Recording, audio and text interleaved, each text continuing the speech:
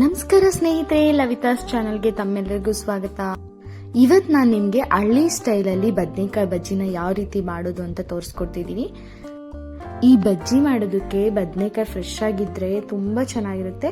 ಹುಳ ಏನಾದರೂ ಇದೆಯಾ ಅಂತ ಅಂದ್ಬಿಟ್ಟು ನೋಡ್ಬಿಟ್ಟು ತಗೊಳ್ಳಿ. ಬದನೆಕಾಯಿನ ಹುಳ ಇಲ್ಲದೆ ಇರೋದು ಆದಷ್ಟು ಸೆಲೆಕ್ಟ್ ಮಾಡ್ಕೊಳ್ಳಿ. ನಂತರ ಇದಕ್ಕೆ ಬೇಕಾಗಿರೋದು ಟೊಮೊಟೊ ಇಲ್ಲಿ ನಾನು 4 ತಗೊತಾ ಇದ್ದೀನಿ. ನಿಮ್ಗೆ ಎಷ್ಟು ಬೇಕೋ ಅಷ್ಟು ತಗೊಳ್ಳಿ. ಅಂದ್ರೆ ನೀವು ಹುಳಿ ಜಾಸ್ತಿ ತಿನ್ನೋದಾದ್ರೆ ಸ್ವಲ್ಪ ಜಾಸ್ತಿ ತಗೊಳ್ಳಿ. ನಾವಿಲ್ಲಿ ಬದನೆಕಾಯಿ ಜಾಸ್ತಿನೇ ಹಾಕಿದೀವಲ್ಲ, ಅದಕ್ಕೆ ನಾನು ಜಾಸ್ತಿನೇ ತಗೊಂಡಿ 4 ಟೊಮೊಟೊನ ತಗೊತಾ ಇದ್ದೀನಿ. ನಂತರ ಹಸಿಮೆಣಸಿನ್ಕಾಯಿನ ಸಹ ತಗೋಬೇಕಾಗುತ್ತೆ. ಬದನೆಕಾಯಿ, ಟೊಮೊಟೊ ಮತ್ತೆ ಹಸಿಮೆಣಸಿನ್ಕಾಯಿ ಮೂರನ್ನು ಹಾಕ್ಬಿಟ್ಟು ಸ್ವಲ್ಪ ನೀರು ಹಾಕ್ಬಿಟ್ಟು ಅವು ಮುಳುಗೋ ತಕ್ಕ ನೀರು ಹಾಕಿದ್ರೆ ಸಾಕಾಗುತ್ತೆ. ಅಷ್ಟು ನೀರು ಹಾಕ್ಬಿಟ್ಟು ಮುಚ್ಚಳ ಮುಚ್ಚಿ 1 ವಿಷಲ್ ಹಾಕಿಸ್ಕೊಂಡ್ರೆ ಸಾಕಾಗುತ್ತೆ. ಜಾಸ್ತಿ ವಿಷಲು ಬೇಕಾಗಿಲ್ಲ, 1 ವಿಷಲ್ ಹಾಕಿಸ್ಕೊಂಡ್ರೆ ಬೇಗ ಆಗುತ್ತೆ. ಈ ಬಜ್ಜಿ ಅಂತೂ ಮುದ್ದೆ ಜೊತೆಗೆ, ಅನ್ನದ ಜೊತೆಗೆ ಸೂಪರ್ ಕಾಂಬಿನೇಷನ್, ಸಖತ್ತಾಗಿರುತ್ತೆ. ಹಳ್ಳಿಯಲ್ಲಂತೂ ತುಂಬಾ ಇಷ್ಟಪಟ್ಟು ತಿಂತಾರೆ. ನಮ್ಮ ಕಡೆ ತುಂಬಾ ಮಾಡ್ತಾ ಇರ್ತೀವಿ, ಬಟ್ ಯೂಶಲಿ ಕರ್ನಾಟಕದ ಕಡೆ ಕಡಿಮೆನೇ ಇದು.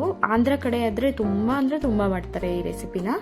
ನೀವೊಂದ್ಸರಿ ಟ್ರೈ ಮಾಡಿ ಹೇಗಿದೆ ಅಂತ ನಂಗೆ ಕಮೆಂಟ್ ಬಾಕ್ಸ್ ಅಲ್ಲಿ ತಿಳಿಸಿ. ಬಟ್ ನೀವೊಂದ್ಸರಿ ಟ್ರೈ ಮಾಡಿದ್ರೆ ನಂಗೆ ಗೊತ್ತು ಪದೇ ಪದೇ ನೀವು ಮಾಡ್ಕೋತಾನೆ ಇರ್ತೀರಾ. ಅಷ್ಟು ಚೆನ್ನಾಗಿರುತ್ತೆ ರೆಸಿಪಿ ಮಾತ್ರ. ಈಗ ಕುಕ್ಕರ್ಲಿ ಇದನ್ನ ಓಪನ್ ಮಾಡಿದ್ದೀನಿ, ನೋಡ್ತಿದ್ದೀರಲ್ಲ.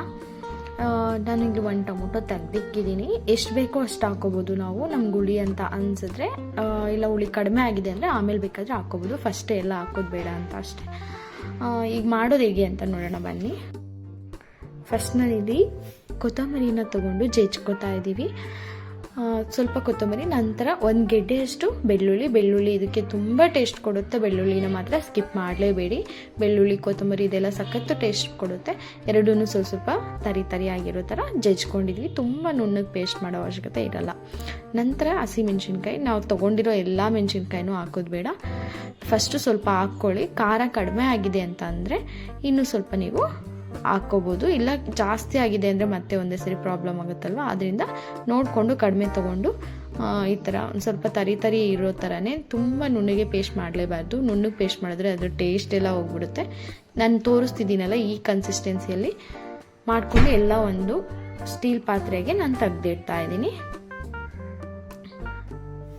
ನಂತರ ಆ ಪಾತ್ರೆಗೆ ನಾವು ಏನು ಟೊಮೊಟೊ ತೊಗೊಂಡಿದ್ವಲ್ಲ, ಟೊಮೊಟೊನ ಸಹ ಕಿವುಚ್ಕೋಬೇಕಾಗುತ್ತೆ. ನೋಡಿ, ಚೆನ್ನಾಗಿ ಅದ್ರ ರಸ ಎಲ್ಲ ಬಿಟ್ಕೊಳ್ಳೋ ಥರ ಕಿವುಚ್ಬೇಕಾಗುತ್ತೆ. ಸ್ವಲ್ಪ ನೀರು ಹಾಕ್ಕೊಂಡು ಇಲ್ಲಿ ಅಮ್ಮ ಮಾಡ್ತಾ ಇದ್ದಾರೆ. ಅಮ್ಮನ ಕೈಯಲ್ಲಿ ಈ ಥರ ಕಿವುಚೋದು, ಗೊಜ್ಜು ಈ ಥರ ಎಲ್ಲ ನಾವು ಹಳ್ಳಿ ಕಡೆ ಏನು ಮಾಡ್ತೀವ, ಇದೆಲ್ಲ ತುಂಬ ಚೆನ್ನಾಗಿ ಟೇಸ್ಟ್ ಬರುತ್ತೆ. ಯೂಶಲಿ ಈ ಥರ ಸಪ್ಪು ನೀರು ಈ ಥರದ್ದು ಏನಾದರೂ ಇದ್ರೆ ನಾನು ಅಮ್ಮನ ಕೈಯಲ್ಲೇ ಮಾಡಿಸ್ತಾ ಇರ್ತೀನಿ. ಯಾಕಂದರೆ ಅದು ತುಂಬ ಟೇಸ್ಟ್ ಬರುತ್ತೆ ಅವ್ರ ಕೈಯಲ್ಲಿ. ನಮಗೆ ಆ ಥರ ಮಾಡೋದಕ್ಕೆ ಬರಲ್ಲ. ಅದರಿಂದ ನಾನು ಆದಷ್ಟು ಕೆಲವೊಂದು ರೆಸಿಪಿಗಳನ್ನ ಅಮ್ಮನ ಹತ್ರನೇ ಮಾಡಿಸಿ ಅದನ್ನೇ ಅಪ್ಲೋಡ್ ಮಾಡ್ತೀನಿ. ಟೊಮೊಟೊ ಎಲ್ಲ ಕಿವುಚಿದ ನಂತರ ಬದನೆಕಾಯಿನ ಒಂದೊಂದೇ ಬಿಡಿಸಿ ಹಾಕೋಬೇಕು. ಯಾಕಂದರೆ ಒಂದು ವೇಳೆ ನಮಗೆ ಗೊತ್ತಿಲ್ಲದೆ ಒಳಗಡೆ ಹುಳ ಇರುತ್ತೆ, ಅದನ್ನೆಲ್ಲ ನೋಡಿಬಿಟ್ಟು ಹುಳ ಇದ್ದರೆ ತೆಗ್ದಾಕ್ಬೇಕಾಗುತ್ತೆ. ಅದಕ್ಕೆ ಒಂದೊಂದೇ ನೋಡಿಬಿಟ್ಟು ನೀಟಾಗಿ ಹಾಕ್ಬಿಟ್ಟು ಮತ್ತೆ ಅದನ್ನು ಹಾಕ್ಕೊಂಡು ಇದ್ರ ಜೊತೆ ಕಿವುಚಬೇಕಾಗುತ್ತೆ. ಟೇಸ್ಟ್ ಮಾತ್ರ ನೆಕ್ಸ್ಟ್ ಲೆವೆಲಲ್ಲಿರುತ್ತೆ. ಟ್ರಸ್ಟ್ ಮೀ, ತುಂಬ ಚೆನ್ನಾಗಿರುತ್ತೆ ಟೇಸ್ಟು. ನೋಡಿ, ಎಲ್ಲನೂ ನೀಟಾಗಿ ಕಿವುಚ್ಕೋಬೇಕು.